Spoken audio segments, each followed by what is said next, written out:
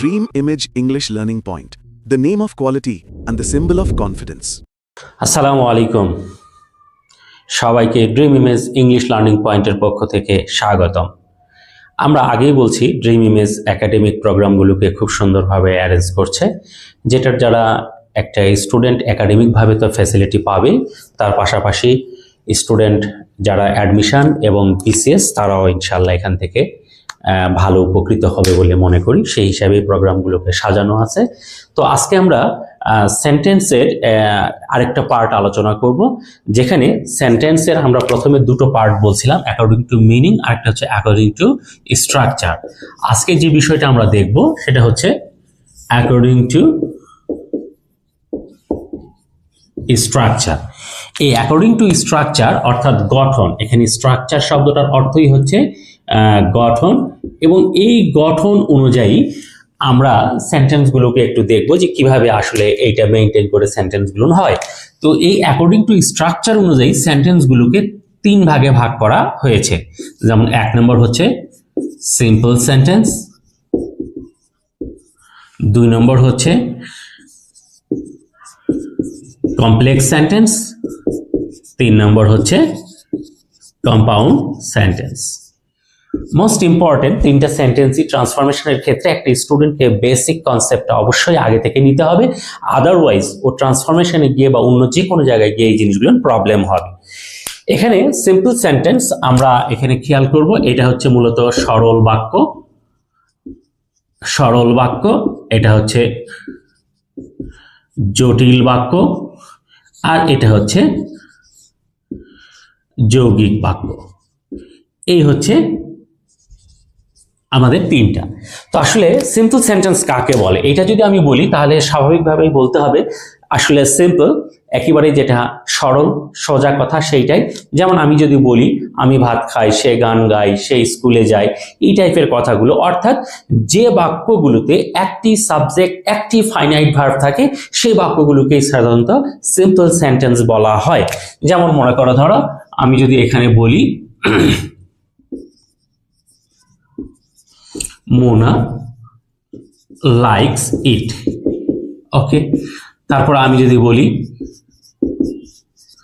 Dipa sings a song, এখানে প্রত্যেকটাতেই আমি দেখব যে একটা করে সাবজেক্ট, একটাই সাবজেক্ট একটাই ফাইনাইট ভার্ব এফভি, একটাই সাবজেক্ট একটাই ফাইনাইট ভার্ব এফভি। তাহলে যে বাক্যগুলোতে একটাই সাবজেক্ট একটাই ফাইনাইট ভার্ব সে বাক্যগুলোকেই বলা হচ্ছে সিম্পল সেন্টেন্স। তবে অনেক সময় এখানে স্টুডেন্টরা একটু ডাউট ফিল করে। যেমন আমি একটা বাক্য একটু লিখি, eating rice I went to college. এখানে অনেকেই বলে যে স্যার এখানে তো ভার্ব দুটা, ইটিং একটা, এখানে ওয়েন্ট একটা। তো এক্ষেত্রে আমি একটা কথা একটু বলবো, এটা নিয়ে বিস্তারিত ক্লাস তো অবশ্যই থাকবে পরবর্তীতে, তবে আপাতত একটা কথা বলবো, সেটা হচ্ছে কোনো ভার্বের সঙ্গে আইএনজি যদি হয় অক্সিলারি ছাড়া, এখানে একটা কথা বলতে হবে অক্সিলারি ছাড়া, মানে অক্সিলারি নেই। তাহলে অক্সিলারি ছাড়া যদি কোনো ভার্বের সঙ্গে আইএনজি হয়ে থাকে তাহলে সেইটা কখনো আর ভার্ব থাকে না, সেটা দুটো জিনিসে ভাগ হয়ে যায়। কি কি হয়? সেটা নাউন হয়, অথবা সেটা কি অ্যাডজেক্টিভ হয়, নাউন হয় অথবা অ্যাডজেক্টিভ হয়। মানে অক্সিলারি ছাড়া কোনো ভার্বের সঙ্গে আইএনজি যদি যুক্ত হয় সেটা কখনোই আর ভার্ব থাকে না। যেমন এখানে ইটিং, এর সামনে কোনো অক্সিলারি নেই, তার মানে এই শব্দটা কোনো ক্রমে আর ভার্ব নেই, এটা হয় নাউন না হলে পার্টিসিপল। কিসে আছে সে বিষয়গুলো নিয়ে আমরা ইনশাল্লাহ পরবর্তী ক্লাসে দেখব। তবে এখানে একটাই সাবজেক্ট একটাই ফাইনাইট ভার্ব, সো এটা একটা অবশ্যই সিম্পল সেন্টেন্স। তার মানে এই সবগুলাই হচ্ছে সিম্পল সেন্টেন্স। এখন আমরা একটু দেখব complex sentence. Complex sentence, complex, complex শব্দটার অর্থই হচ্ছে আমরা দেখছি যে জটিল বাক্য। তো জটিল বাক্যে আসলে বৈশিষ্ট্য কি থাকে, সেন্টেন্সের স্পেশালিটি কি, সেটা একটু আমাদেরকে মাথায় রাখতে হবে। সেটা হচ্ছে যে বাক্যগুলোতে দুটো সাবজেক্ট দুটো ফাইনাইট ভার্ব, একটা প্রিন্সিপাল ক্লোজ এবং একটা সাবঅর্ডিনেট ক্লোজের মাধ্যমে বাক্য গঠন করে, এবং এই ক্লোজগুলো সাবঅর্ডিনেটিং কনজাংশন দ্বারা যুক্ত থাকে, সেই বাক্যগুলোকে সাধারণত কমপ্লেক্স সেন্টেন্স বলা হয়। আমি এক্সাম্পল হিসাবে লিখি, যেমন এখানে যদি বলা যায় she works hard so that she can shine in life. আমি যদি এখানে দেখি যেখানে দুটো সাবজেক্ট she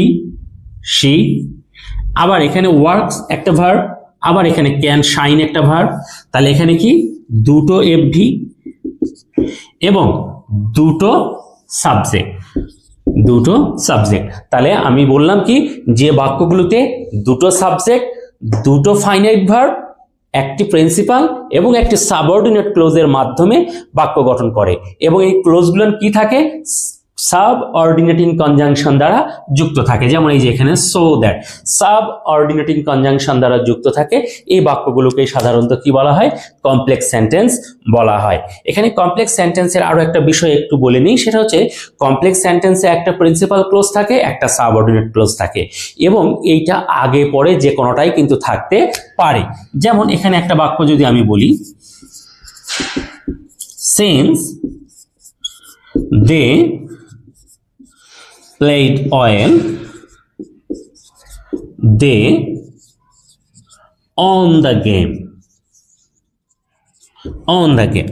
এখানে যেহেতু এই যে সাবজেক্ট দুইটা দে, এখানে প্লেড এবং অন দুটো ভার্ব, তাহলে এখানে দুটো এফভি এবং কি আছে দুটো সাবজেক্ট আছে।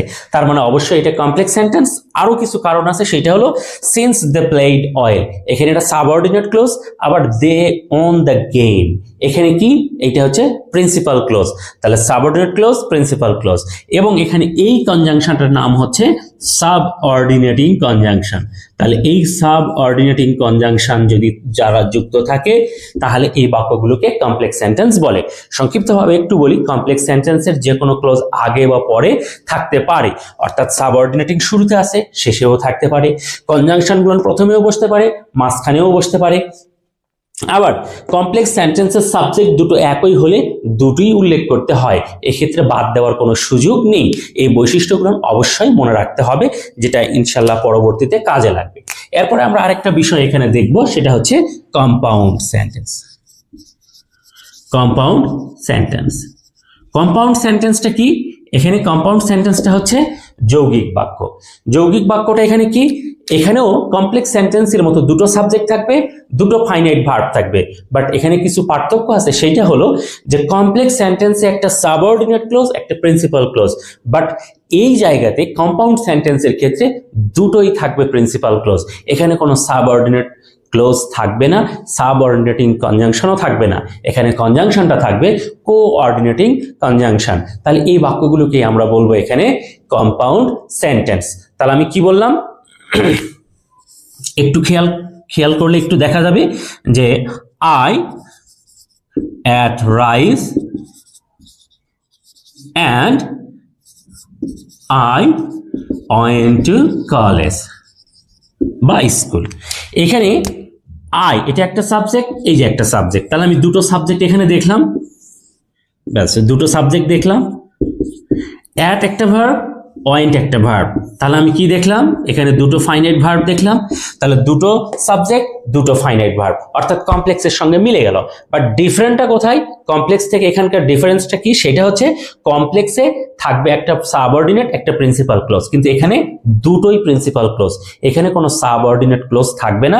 এখানে আরো কিছু বিষয় আছে, সেটা হচ্ছে কম্পাউন্ড সেন্টেন্সের দ্বিতীয় সাবজেক্টটা যদি এক হয় তাহলে এই সাবজেক্টটা এইটা লেখার প্রয়োজন নেই, এই সাবজেক্টটা বাদ দিতে হবে। ইভেন কম্পাউন্ড সেন্টেন্সে যদি দ্বিতীয় ভার্বটাও এক হয় সেটাও লেখার প্রয়োজন নেই। যেমন আমি একটা এক্সাম্পল দেই, খুব কমন একটা example, the man is poor but he is honest. এখানে দ্য ম্যান আর হি এ দুটো একই জিনিসই। আবার ভার্ব ইজ, এখানেও ভার্ব ইজ, তাহলে এখানে বাটের পরে হি ইজ এটা লেখার প্রয়োজন নেই। এটা না লিখে বাক্যটা সরাসরি লেখা যাবে পোর বাট অনেস্ট, অর্থাৎ হি ইজ এইটুকু লেখার প্রয়োজন নেই। তার মানে আমরা দেখলাম সাবজেক্ট ভার্ব এই দুটো যদি মিল থাকে এ পর্যন্ত লেখার প্রয়োজন নেই। তাহলে আমরা খুব সহজেই কমপ্লেক্স এবং কম্পাউন্ডের পার্থক্যটা কিন্তু নির্ণয় করতে পারবো, এবং স্টুডেন্টকে মাস্ট বি এইটার পার্থক্য জানতে হবে। এবং আমি আশা করব তোমরা সবাই খাতা এটার একটা পার্থক্য শীট তৈরি করবা কমপ্লেক্স এবং কম্পাউন্ড সেন্টেন্সে। যদি কারো কোনো প্রবলেম হয় অবশ্যই তোমরা এটা জানাবে বা পরবর্তীতে কমেন্ট করবে। ইনশাল্লাহ সেই কোশ্চেন বা সেই প্রবলেমগুলো নিয়ে আমরা পরবর্তী ক্লাস করব। আল্লাহ হাফেজ।